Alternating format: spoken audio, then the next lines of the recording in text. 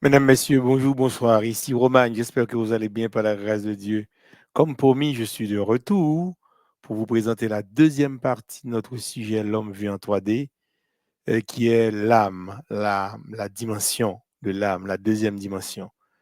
Mais cette dimension est assez vaste, donc on va la subdiviser en deux parties. Aujourd'hui, je vais vous présenter une partie de l'âme et puis la prochaine fois, je vais vous présenter l'autre partie.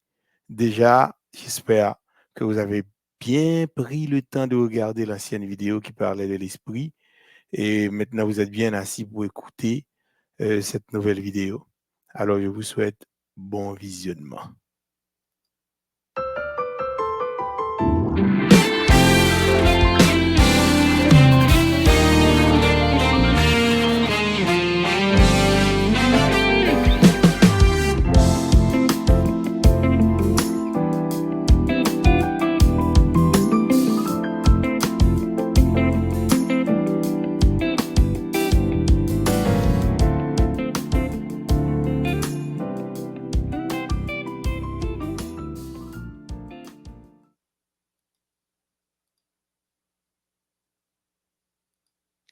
Voilà, on est de retour pour cette deuxième partie qui est la dimension âme.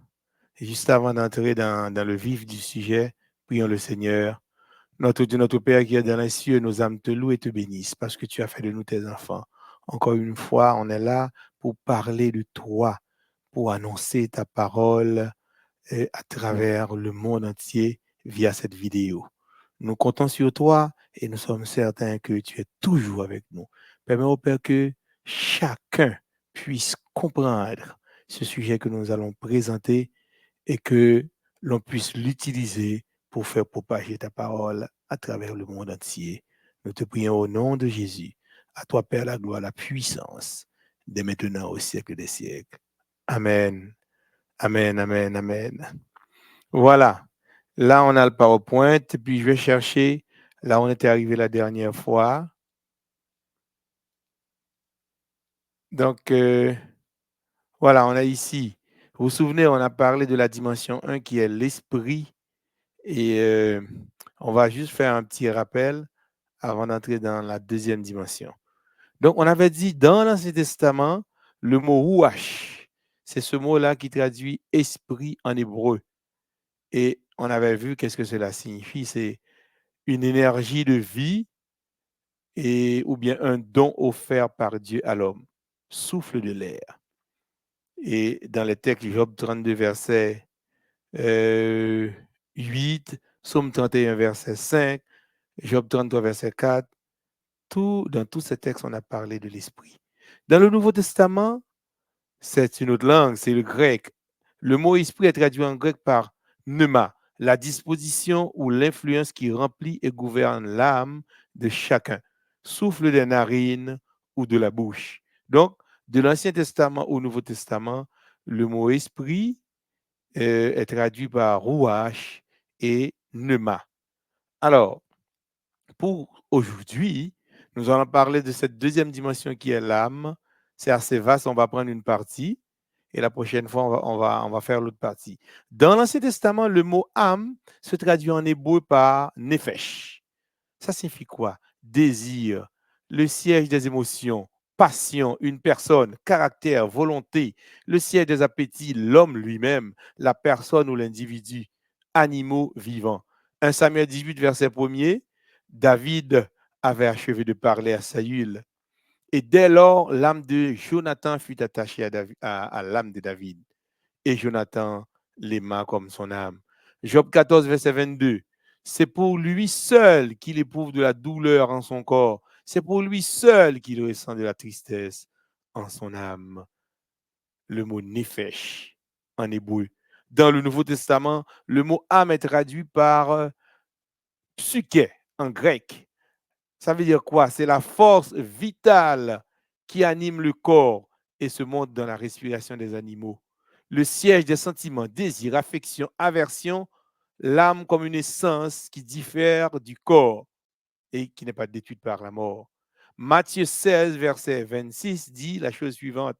Et que servirait-il à un homme de gagner tout le monde s'il perd son âme, ou bien s'il perdait son âme, ou que donnerait un homme en échange de son âme? Quelles sont les caractéristiques de l'âme? La dernière fois, nous avons vu les caractéristiques de l'esprit. Quelles sont les caractéristiques de l'âme? L'âme est le domaine où résident les ressentis, la personnalité, les sentiments, les émotions, l'intelligence, la pensée, la volonté. Le corps démontre tout ce que l'âme éprouve ou tout ce qui se passe dans l'âme. Quand l'âme est triste, tout le monde peut voir la tristesse en ton corps physique par des pleurs. Quand tu souris au fond, c'est ton âme qui éprouve de la joie et le corps fait la démonstration de cette joie. Le corps exprime ce que tu as résolu dans tes pensées, dans ton intelligence.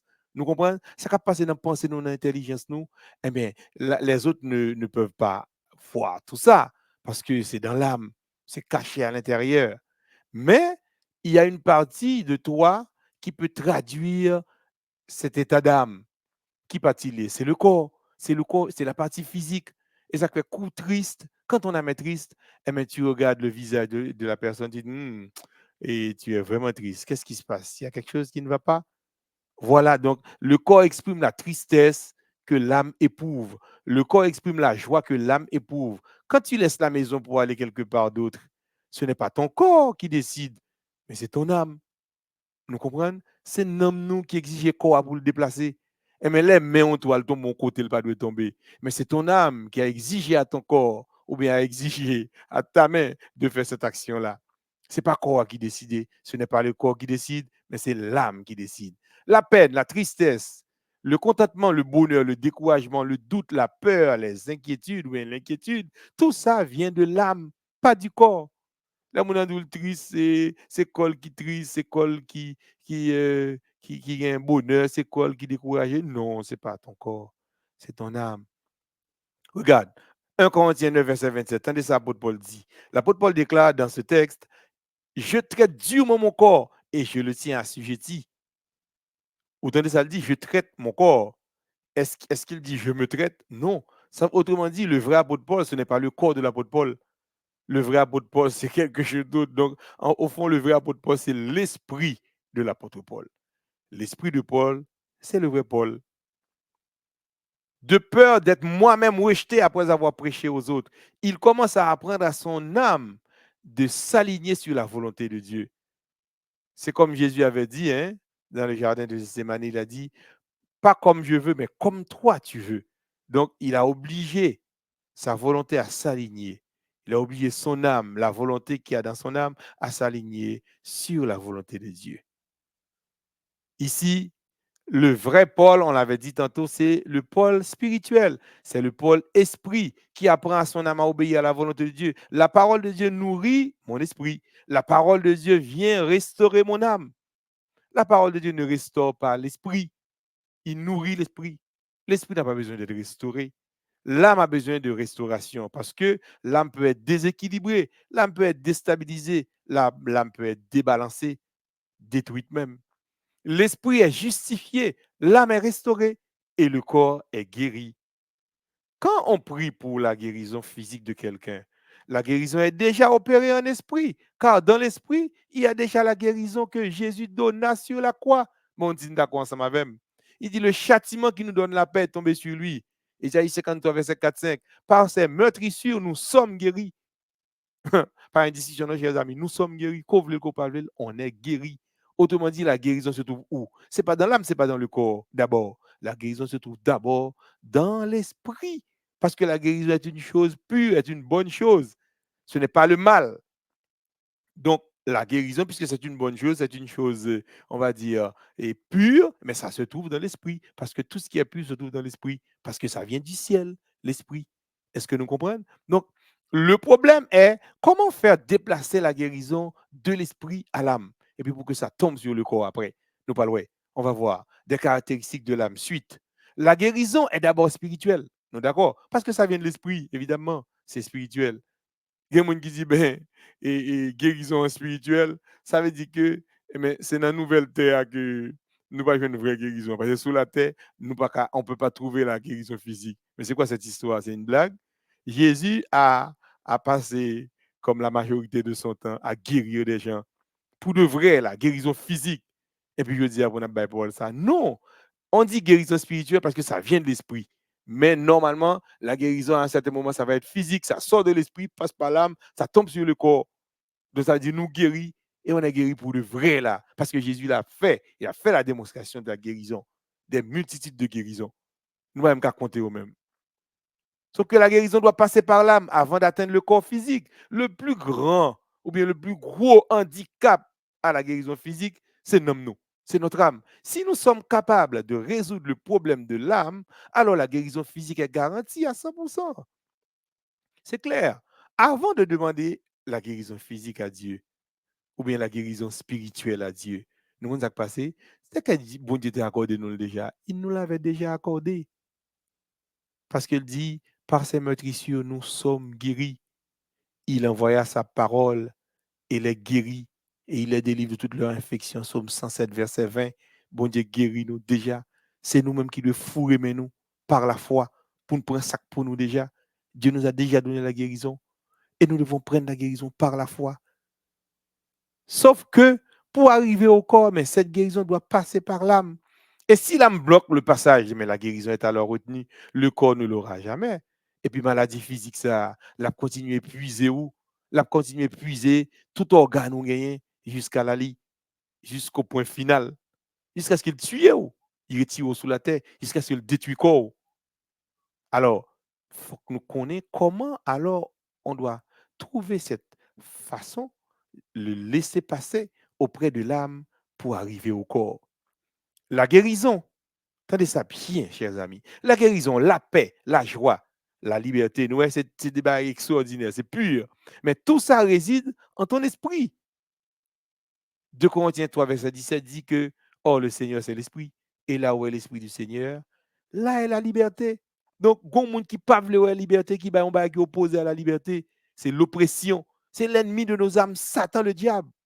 Il apporte l'oppression et Jésus apporte la liberté. Satan apporte le mal, la maladie. Jésus apporte la guérison. Et c'est la guérison pour le vrai, là. La guérison spirituelle, il guérit l'homme et puis il guérit physique, là, tout. Le problème, c'est parce que en réalité, on va imaginer une sorte de robinet, c'est dans l'imagination, et qui se trouve entre l'esprit et l'âme. Donc, ça veut dire que si le robinet n'a pas ouvert, eh bien, l'eau pure de l'esprit, il ne peut pas tomber sous l'homme. Si le robinet est fermé, eh bien, c'est ça, il ne peut pas quitter de l'eau à passer.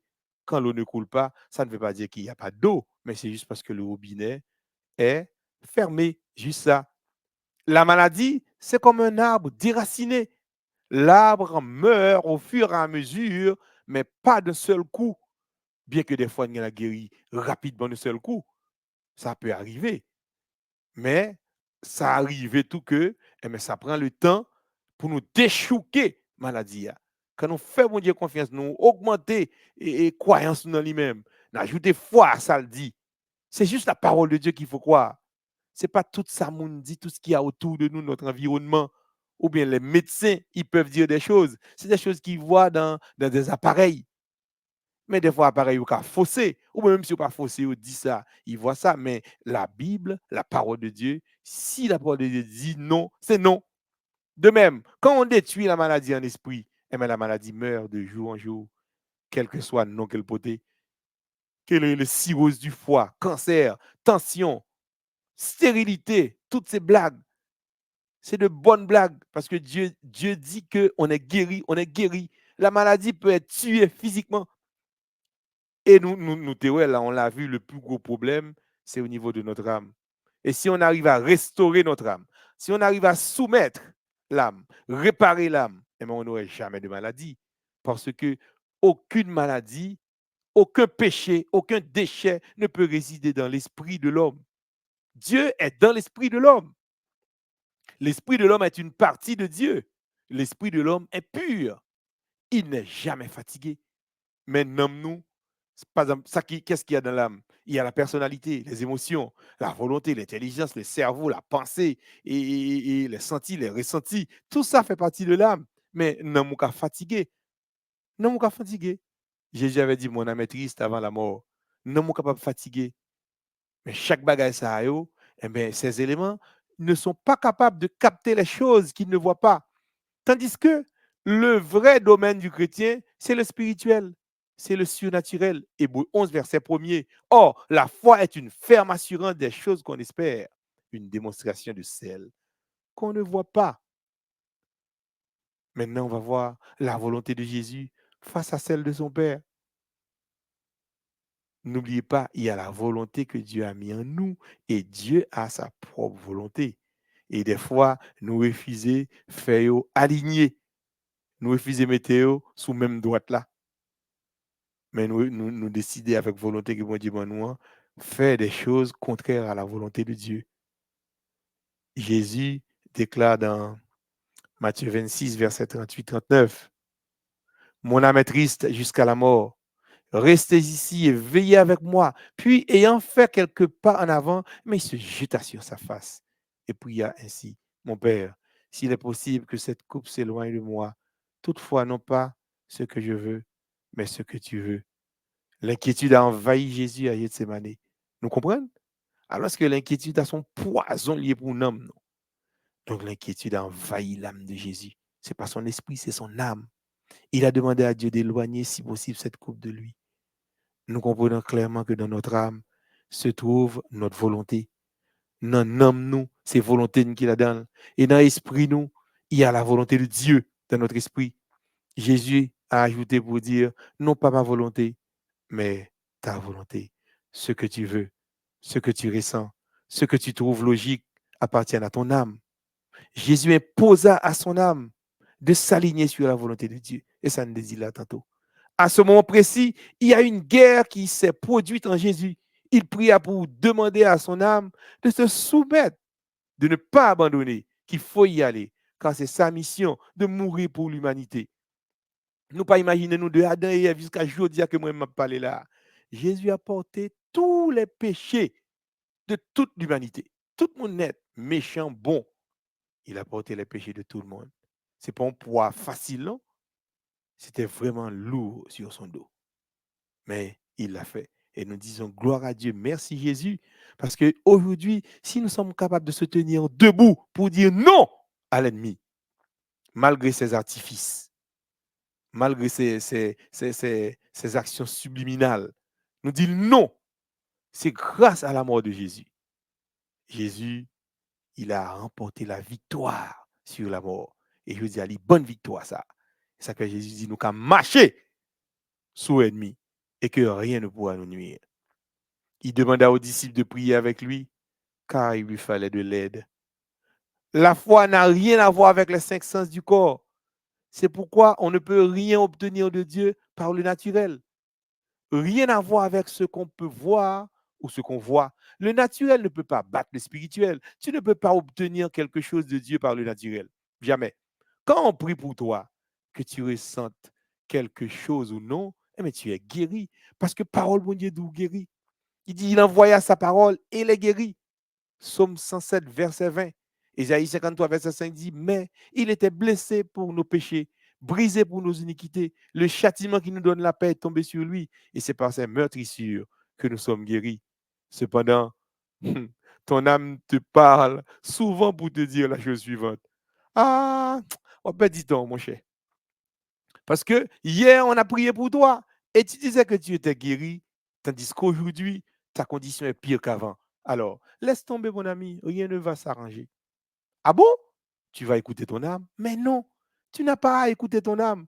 Parce que si ton âme n'est pas renouvelée, ton intelligence n'est pas renouvelée, eh bien, l'abdio des bagages qui pas bon. Tu dois écouter seulement la parole de Dieu. C'est sola scriptura. Il est écrit. Il ne faut jamais laisser tomber. Il ne faut pas écouter ton âme. Toi seul as la responsabilité de combattre ton âme. Personne d'autre ne peut le faire à ta place. La pureté est déjà dans ton esprit. Alors, comment trouver le laisser-passer auprès de l'âme pour arriver au corps? Mais sa Bible a déclaré dans Romains 12, verset 2, ne vous conformez pas au siècle présent, mais soyez transformés par le renouvellement de l'intelligence, afin que vous discerniez quelle est la volonté de Dieu, ce qui est bon, agréable et parfait. Nous comptons ça? Attendez, très important, les deux sources principales d'alimentation de ton âme. Qui j'en ai mon cas nourrir tête li? Non ou bien non mon nourrir tête li par l'esprit, ça veut dire que la parole, les bonnes choses, des choses pures, ou bien le nourrir tête li par son environnement, tout ça qui entoure nous là, nous n'avons qu'à manger tout, il prend et le mettre en dans votre lit. L'esprit et l'extérieur, les deux sources principales d'alimentation de l'âme.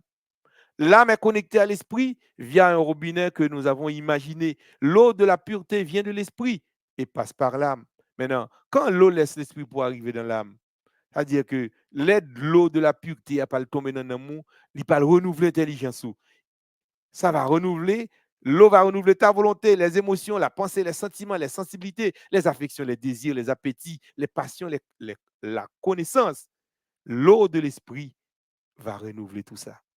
Et si ça fait, ou vin nou moun nouveau net, ou vin tout nou moun extraordinaire, et pas de maladie qui a résisté encore, parce que ton âme ou ton intelligence a été renouvelée, et bien, tout ça va le blayer sous corps physique.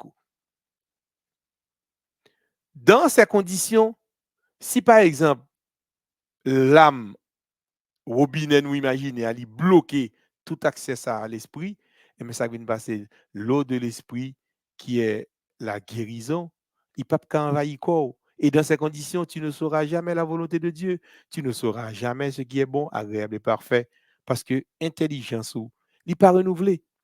Quand l'esprit n'est pas assez nourri, aïe, aïe, aïe, chers amis, si on va être extrêmement important pour nous retenir dans le message de ce soir, dans le sujet ça qu'on a traité là, qui parlait de l'âme, c'est prendre le temps de nourrir ton esprit de la parole de Dieu. Parce que la seule nourriture, la nourriture principale, la seule, c'est de l'esprit. La nourriture de l'esprit, je veux parler de l'esprit, c'est la parole de Dieu. Tu dois prendre le temps de nourrir ton esprit avec la parole. C'est dans Josué 1er, verset 8. La Bible dit, il dit, bon Dieu dit Josué, méditez parole là, mangez-le, mettez-le, écrivez-le dans le cœur, méditez-le. Et à ce moment-là, tu auras du succès dans tes entreprises. Ou pas de choix. Quand l'esprit n'est pas assez nourri pour dominer l'âme, mais cette dernière se nourrit de son environnement. Alors, l'âme, les noms nous nourris de l'environnement. Est-ce que tu peux imaginer qu'est-ce qu'il y a dans ton environnement? Voilà. Dans ton environnement, il y a l'impudicité. Cinéma qui envahit Caillou. Qui envahit Caillou, regarder cinéma. Mais qu'est-ce qu'il y a dans le cinéma? C'est la fornication. Ces garçons qui ont couché à fille sans pas marié. C'est la promotion de la fornication. Il y a des discours violents. L'adultère, oh lolo. Donc, ça veut dire que ça devient une partie de plaisir dans les émissions de télé-réalité, côté à encourager Mounio à forniquer. Dans une semaine, on a des mariages qui fêtent. Et puis après ça, une semaine après, autant de mariages pas existent encore, disloqués. Ça veut dire que le mariage n'a pas de camper sous la parole de Dieu. Et à ce moment-là, on traîne l'institution du mariage dans la boue. Il traîne dans la boue. Et aujourd'hui, on parle de pédérasme, homosexualité, pédophilie. La façon dont tu es corporellement, ça témoigne de l'état de ton âme, de ce que tu consommes, de ce que tu regardes. Soit regarder, c'est soyer, soit consommer, c'est soyer. Dans l'espace, ou bien de l'espace dans lequel tu vis. Ça témoigne de cet espace-là. Alors, nous ne pas regarder graphique, ça. On va regarder ce graphique et on va s'arrêter là. Regarde. Ça, c'est un résumé de tout ce qu'on vient de dire ce soir. Regarde. On fait 1-2, mais on ne fait pas 2-1. C'est un sens unique de circulation. C'est l'esprit d'abord. Il y a des gens qui décident de nourrir quoi, de nourrir mieux qui t'esprit pour en dernier. Mais non, tu dois nourrir ton esprit d'abord. Tu nourris ton âme ensuite et puis ton corps en dernier. Regarde, dans l'esprit, qu'est-ce qu'il y a? Il y a la parole en grande lettre, en grande manchette. C'est écrit la parole. Donc la parole de Dieu se trouve dans l'esprit. 2 Timothée 1er, verset 7. Ce n'est pas un esprit de timidité que Dieu nous a donné. C'est un esprit de force, de sagesse, de maîtrise de soi, d'amour. Donc tout ce qui est pur se trouve dans l'esprit. D'ailleurs, c'est dans l'esprit que Dieu nous adresse la parole. C'est par l'esprit. C'est à l'esprit. Quand Dieu nous parle, Dieu parle à notre esprit. Bon, tu peux parler à l'autre partie encore. Regarde qu'est-ce qu'il y a au niveau de l'âme. Regarde, j'ai imaginé le robinet et puis je l'ai placé ici. Donc, tout ce qui vient de l'esprit, c'est pur, mais ça passe par le robinet pour tomber dans l'âme. Les émotions dans l'âme, sentiments, volonté, connaissance, l'intelligence, la pensée, les appétits, les affections, les passions, tout ça se trouve dans l'âme. Si tout ça s'est renouvelé, eh bien, le corps, lui, joint guérison à 100%. Est-ce que nous comprenons? C'est extrêmement important de nourrir ton esprit de la parole de Dieu et puis remporter la victoire. On va remporter la victoire. On va gagner guérison pour l'amour et puis guérison pour le corps physique. Que Dieu vous bénisse, moi. Je vous aime et Dieu vous aime. Donc, je vous attends pour la prochaine fois. J'espère que vous allez prendre le temps de regarder et cette vidéo et de méditer sur tout ce qui a été dit ce soir. Maranatha.